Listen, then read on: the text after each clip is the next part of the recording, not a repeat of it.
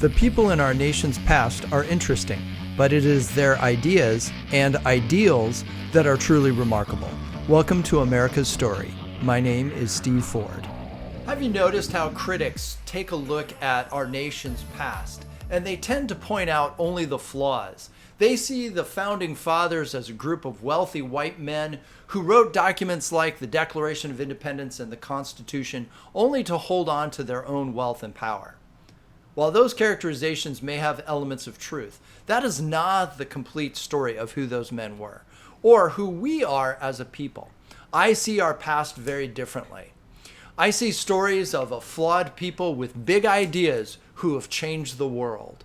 They have allowed us to become today the most free and prosperous people on the planet, and a people that have been blessed by God to do good, not only for our own citizens, but also to help others in the world.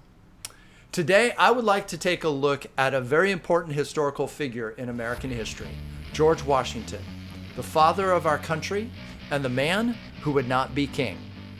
Historian Will Durant, who with his wife Ariel wrote an 11-volume collection called The Story of Civilization, described the study of history in this way: most history is guessing, and the rest is prejudice, end quote. This coming from a historian, it shows you how elements of bias can be introduced into the historical record. One term that you may hear in the study of history is historical revisionism. One scholar, Tarig Anter, A-N-T-E-R, defines historical revisionism this way. Quote, historical revisionism identifies the reinterpretation of the historical record.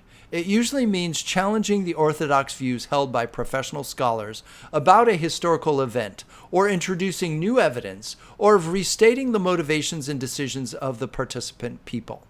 In dramatic cases, revisionism involves a reversal of older moral judgments about heroes and villains. Moral judgments about heroes and villains. I think it's interesting how today we try to define historical figures by today's moral standards. And in a way, that's kind of like racing a Ferrari against a horse and buggy, and then blaming the horse for carbon emissions after the race. I don't think it's fair. Now, Will Durant also said this about history. Quote, history is the record of the activities of mankind, and it has two sides. One is the crimes and absurdities. The other is the contributions to civilization, the lasting developments which enabled each generation to proceed with a larger heritage than the one before. That, to me, is the meaning of history, end quote.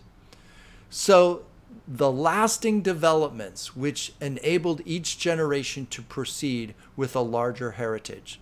So if it wasn't for those founding fathers with all of their flaws, and us being able to stand on their shoulders and looking back and saying, oh, see how flawed they were, we wouldn't be able to do that had it not been for them, unless we had a time machine or a DeLorean or something. But we can't do that. So I think it's unfair for us to evaluate them so critically.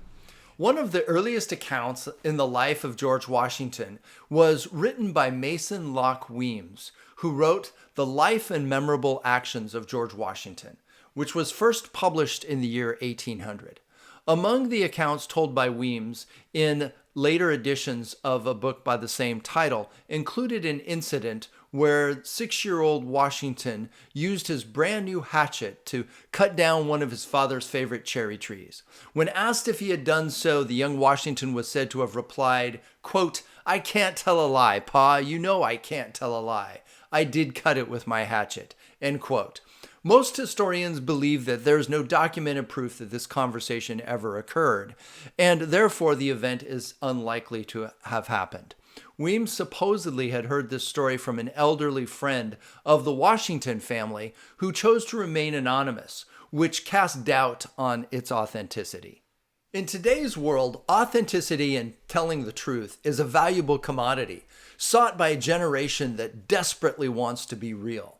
Whether the story is true is an interesting question, dealing with the nature of the quote, honesty.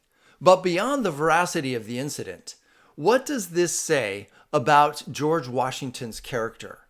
There may be some elements of truth there that may point to the larger picture.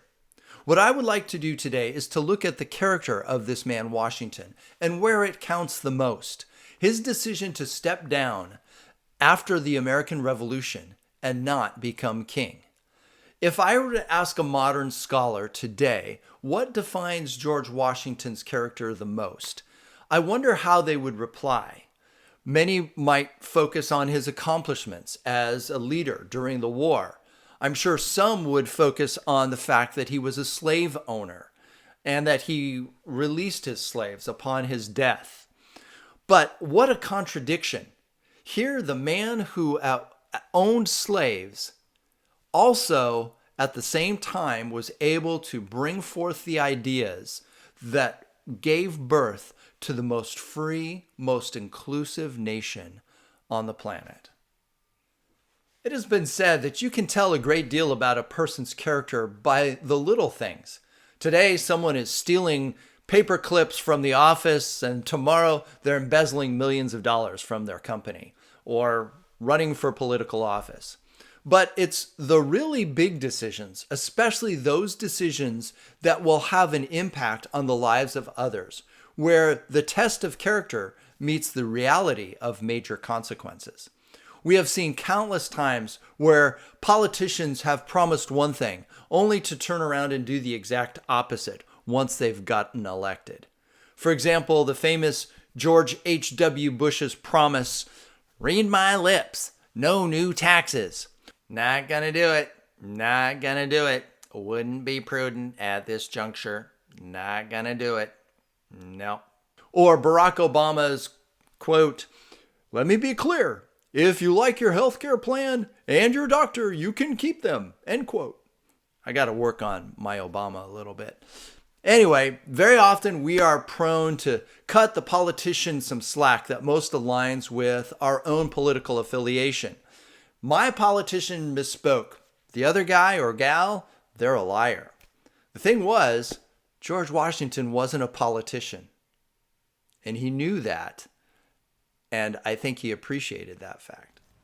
One of the most famous paintings of George Washington was made by a fellow soldier and patriot named Charles Willson Peale, painted in 1779.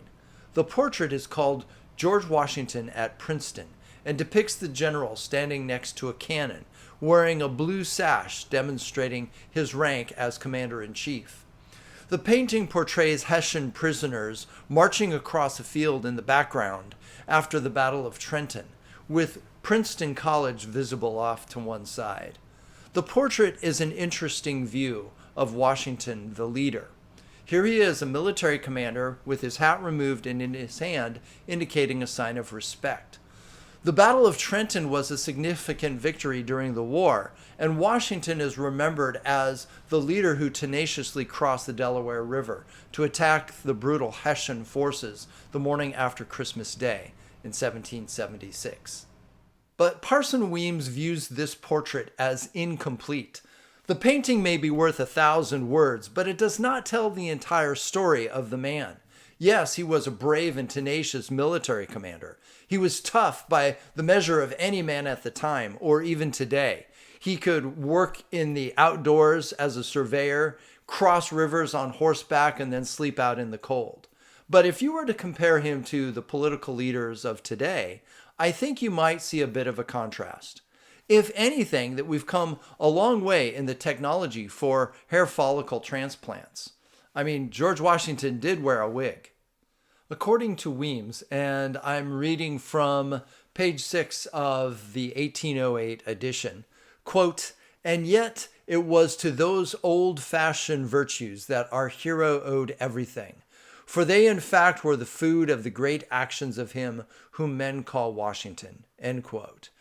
He is saying that those virtues that were only small character traits in comparison to the larger-than-life actions of the war hero and leader actually make up the composition of who that man is.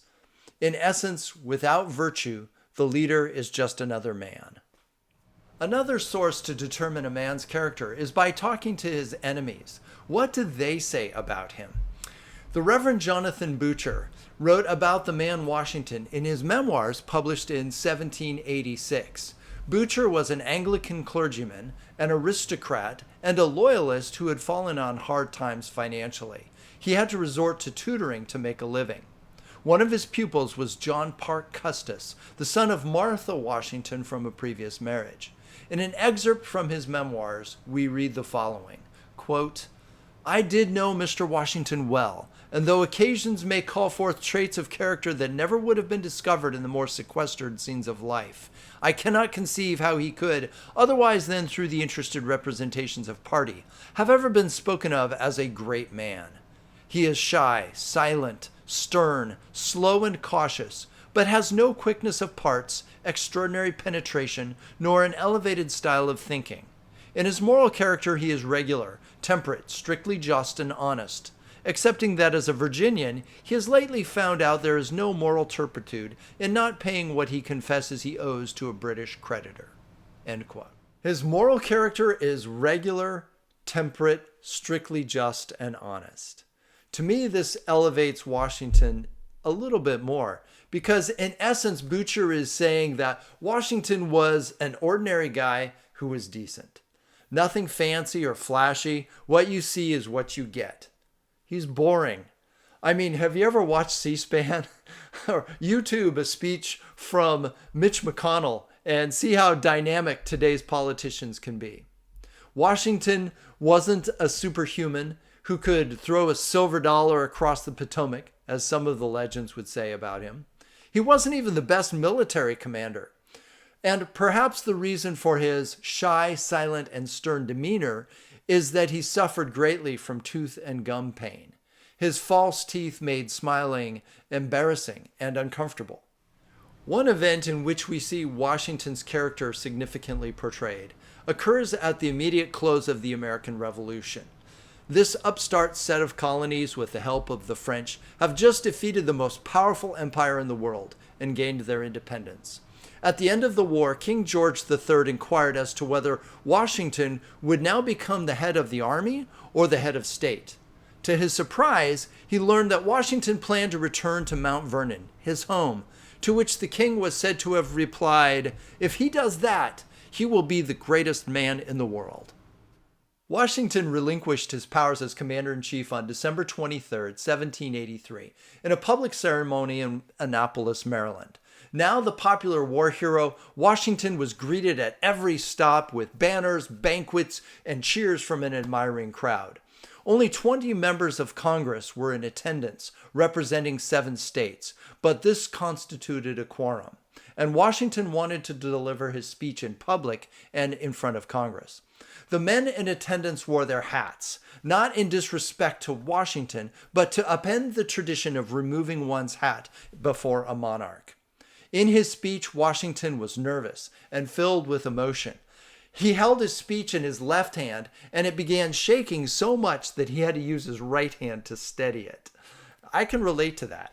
I taught high school kids for 30 years.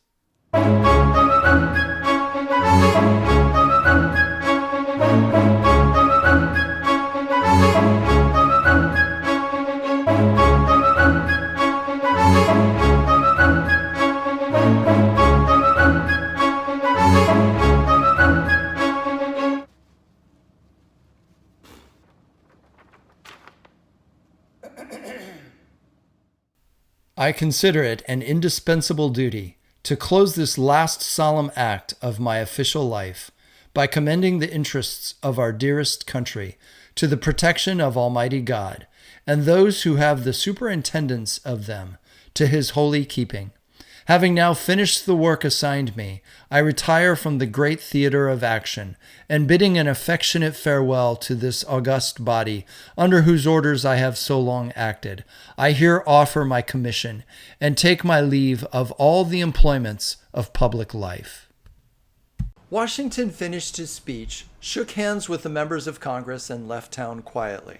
Ron Chernow, in his book Washington, A Life, records the words of James McHenry, someone who was at the event, and said this, quote, It was a solemn and affecting spectacle, such a one as history does not present." End quote. Through this very simple but public act, Washington was catapulted in the annals of history as one of the greatest leaders of all time.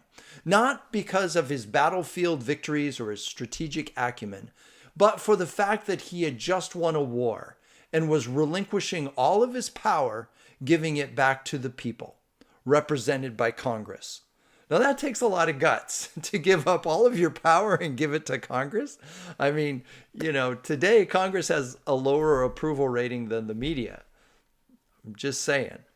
You see, that's not the natural human tendency. To give up power upon successful completion of a coup or a revolution. History is replete with examples of those who have chosen a different path. Mao Zedong, Joseph Stalin, Muammar Gaddafi, Idi Amin, Saddam Hussein, they all retained power and became ruthless dictators after successfully ousting a standing government. And those are only a few examples from the 20th century. What is the difference? I have heard some critics balk at the notion of American exceptionalism, but when one looks at the span of history, you have to admit that America is really unique. In a letter to Washington, Thomas Jefferson wrote the following, quote, "The moderation and virtue of a single character probably prevented this revolution from being closed, as most others have been, by a subversion of that liberty it was intended to establish." End quote. I mean, think about it. The French Revolution, that ended with the rise of Napoleon, who went on to conquer much of Europe. The deck was clearly stacked against success for the young republic and for its commander. Douglas Southall Freeman writes in his 6-volume biography on Washington the following, quote, "There had never been a time during the entire period of hostilities when Washington had possessed every essential of sustained operations. Something always had been lacking." End quote. From lacking the necessary supplies to maintain an army, such as food, clothing, and weapons, to a lack of public support or even having a stable government. Essentially, the situation was dire. The economy and the government were in shambles, and Washington successfully led this army through the maze of obstacles to success. Everything was a mess, and Washington was expected to lead a campaign to defeat an unbeatable enemy with minimal support. Quoting Chernow again, "The figure hurrying back to his long-forgotten past had just accomplished something more extraordinary than any military feat during the war. At war's end, he stood alone at the pinnacle of power, but he never became drunk with that influence, as had so many generals before him, and treated his commission as a public trust, to be returned as soon as possible to the people's representatives. Throughout history, victorious generals had sought to parlay their fame into political power, whereas Washington had only a craving for privacy. Instead of glorying in his might, he feared its terrible weight and potential misuse. He had long lived in the shadow of the historical analogy to the Roman patriot Cincinnatus, and now, with his resignation at Annapolis, that analogy was complete." So where does that idea come from? That Washington would give up his power and give it back to the people at the end of a successful war. As I mentioned earlier, good character takes practice, and we can recognize it by its actions. And I'm not arguing that Washington was perfect or infallible. In fact, his flaws were very evident. But I believe it also has to do with the Judeo-Christian values that were part of the principles of our nation's heritage, that set us apart in many ways from other nations. Without that common understanding, we are just reckless beasts acting in a way that only benefits ourselves, with no concern or consequence for how our decisions may impact the future. Number 3. All right, think about it. How do we act today when given a little bit of power? One way to tell is by observing how powerful people treat those who cannot help them get ahead.